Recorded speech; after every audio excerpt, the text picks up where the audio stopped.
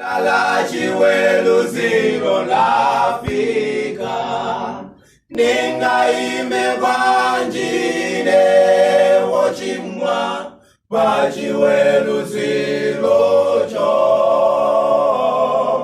ayamba kutsegula mabuku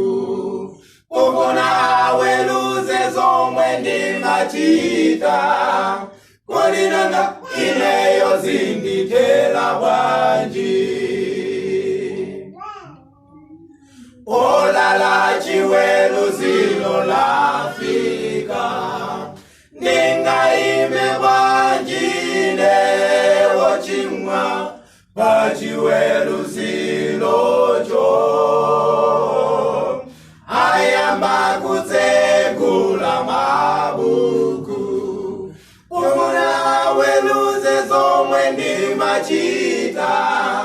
kolinanga ineyo zinditela bwanji iwe usachedwe ndikuganizira tu ino sinthawi yakulira yoyanjana ndi Yesu azalemba dzina lako m'buku la moyo iwe usachedwe ndikuganizira tu ino sinthawi yakulira yoyanjana ndi Yesu azalemba dzina lako m'buku la moyo.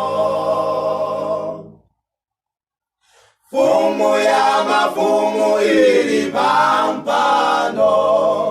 kufuna weluze zomwe ndimachita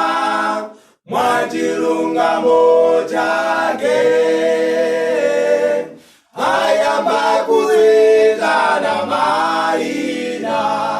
kumangani zina langa salipezamo ndiye kuti ineyo basi wakumoto. Fumu ya mafumu ili pampando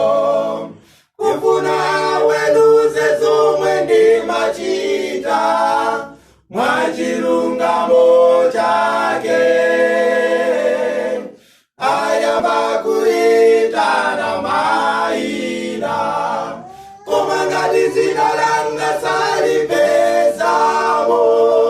ndiye kuti ineyo basi wakumoto. Iwe